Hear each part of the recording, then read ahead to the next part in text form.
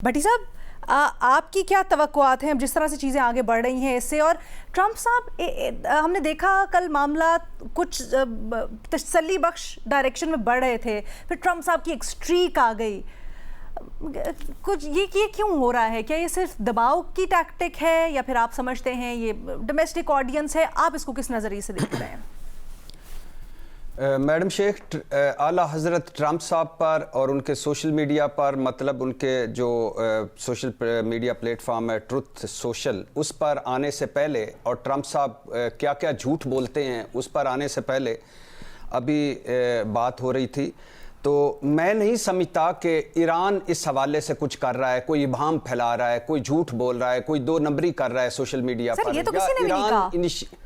नहीं, मैं अपनी बात कर रहा हूँ। ईरान, अभी मैं आगे आके बताता हूँ कि अभी जो बात हो रही थी उसकी, तो ईरान इस हवाले से कुछ भी नहीं कर रहा। जैसे ईरान ने पहल नहीं की जंग में, इसी तरह ईरान का पासदाराने इनकलाब हो, मतलब उनका इनकलाबी विंग हो, उनका सियासी विंग हो, वो वन पेज पे हैं और उनका कोई इस हवाले से ये नहीं है कि उनकी वो एजेंसी वो कह रही है, वो एजेंसी वो कह रही है। At the end of the day वो अमल का रद्द अमल दे रहे हैं, जो अमल किया जा रहा है उसका रद्द अमल वो दे रहे हैं अपने अपने तरीके से।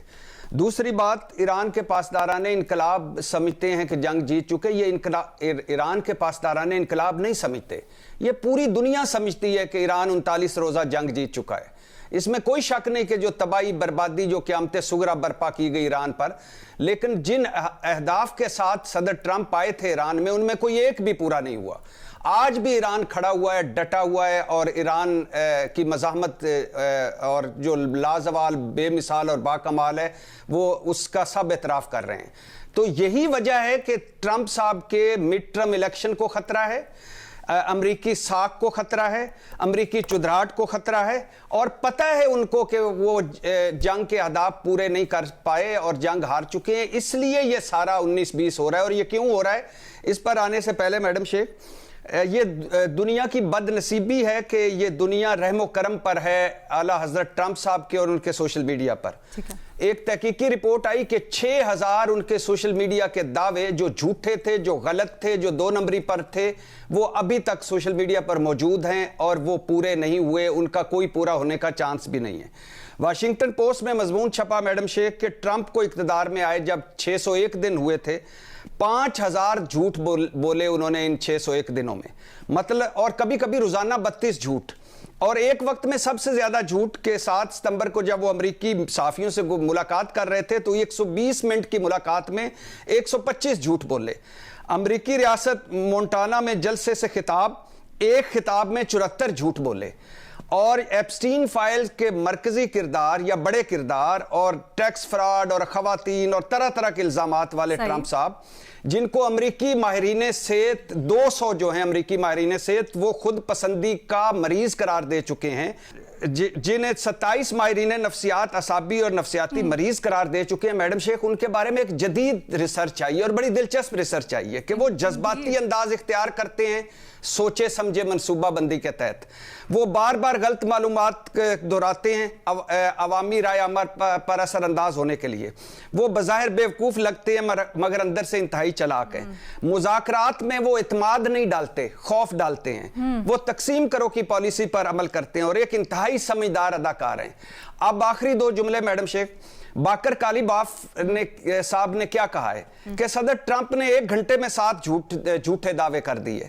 ना अमेरिका को फातेह समझा जा सकता है, ना ही इस तरह मुज़ाकरात में पेशरफ्त मुमकिन है। तो सूरत हाल ये है कि एक सदर ट्रंप चाहते हैं कि मैं फातेह बनकर निकलूं और पूरी अमेरिकी अवाम को बताऊं, और दूसरा जो स्पॉइलर हैं इस नेतन्याहू, इसराइल, सिहूनी लॉबी, उनका मीडिया भी गुल खिला रहा है, क्योंकि वो कभी नहीं चाहते कि ये जंग बंदी हो। क्यों नहीं चाहते? बार बार बता चुका हूं कि ये ग्रेटर इसराइल की जंग है, ये मस्जिद अक्सा की जंग है, ये ईरान के तेल और गैस पर कब्जे की जंग है। तो लिहाजा ये जो सिहूनी लॉबी का मीडिया है और ट्रंप साहब के दावे हैं और एक फेस सेविंग लेकर निकलने के, ये सारा रोला डाल रहे हैं।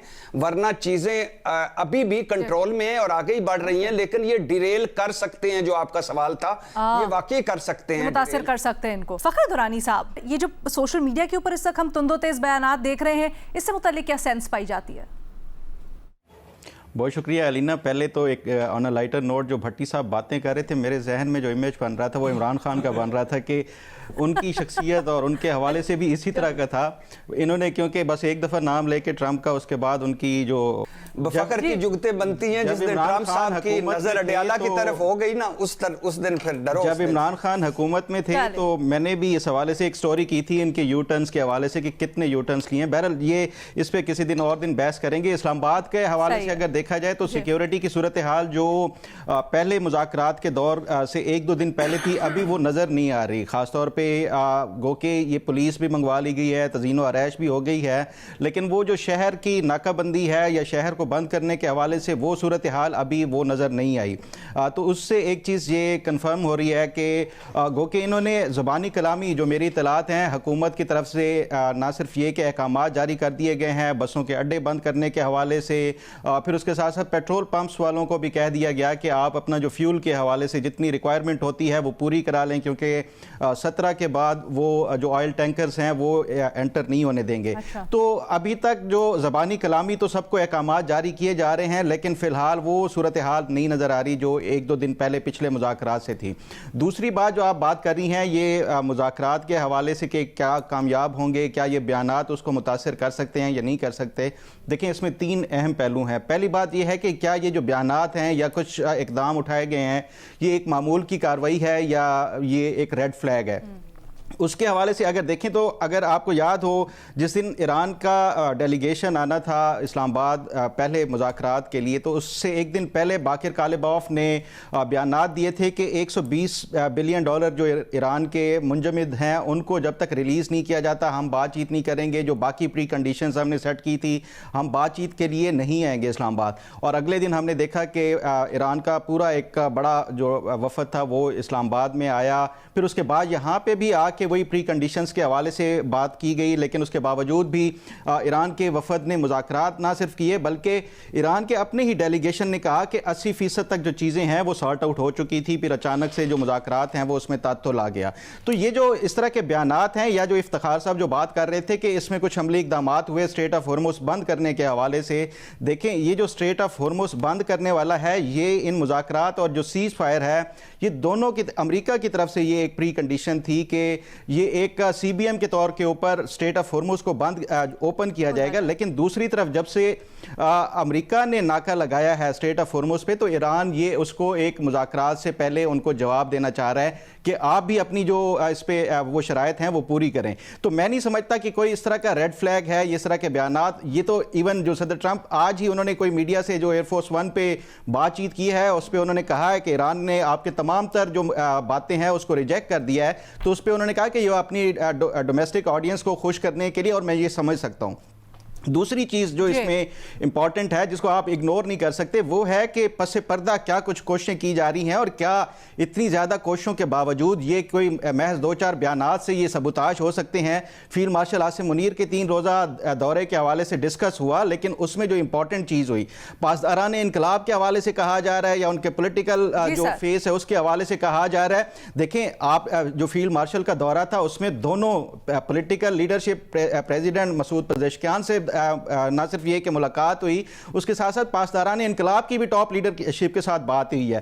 اور اس کے اگر آپ دیکھیں ایران کی جو پریس تھا اس میں ان کے چہرے بلر کر کے یہ واضح نظر آ رہا تھا کہ یہ جو دورہ تھا اس میں دونوں سائڈ کو, اور یہ جانتے ہیں پاکستان جو میڈیٹر کے طور کے اوپر کام کر رہا ہے کہ ہمیں دونوں ملٹری سائڈ بھی اور پولیٹیکل سائڈ دونوں کو سیم پیج پہ رکھنا ہوگا. تو اس وجہ سے میں نہیں سمجھتا کہ کوئی اس میں اتنا زیادہ گیپ ہے کہ جس کی وجہ سے یہ مذاکرات چند ایک بیانات کی وجہ سے یہ سبوتاج ہو جائیں گے. تیسری جو امپورٹنٹ چیز ہے جس کی وجہ سے یہ مذاکرات سپوائل ہو سکتے ہیں یا ایک ریڈ فلیگ ہو سکتا ہے وہ ہے سپوائلر, اور سپوائلر میں جو مین ہے وہ اسرائیل ہے. اسرائیل کا اگر آپ پچھلے 2 دنوں سے دیکھ لیں تو اس پہ کوئی, جب سے صدر ٹرمپ نے لبنان کی یک طرفہ سیز فائر کا اعلان کیا گو کہ نیتن یاہو کے اوپر کرٹیسزم بھی ہو رہا ہے اسرائیل کے اندر, وہ کہا بھی جا رہا ہے ان کو کہ یہ ناکام ہو چکے ہیں اہداف حاصل کرنے میں بھی, اور صدر ٹرمپ نے ان کو اس قابل نہیں سمجھا کہ وہ سیز فائر سے پہلے ان سے رابطہ کر لیتے ہیں. لیکن اس تمام تر کرٹیسزم کے باوجود بھی اگر اسرائیل اس کو کوئی سپوائل کرنے کی ابھی تک کوئی کوشش نہیں کر رہا, یعنی لبنان سیز فائر کی کوئی وائلیشن نہیں کر رہا یا ایران کی سیز فائر کے حوالے سے کوئی وائلیشن نہیں کر رہا, تو اٹ مینس کہ چیزیں سیریس ہیں اور یہ چیزیں آگے بڑھتی ہوئی نظر آ رہی ہیں. یہ بیانات جو ہیں یہ میں سمجھتا ہوں ڈومیسٹک آڈینس کے لیے ہی ہیں, اس سے زیادہ کچھ نہیں.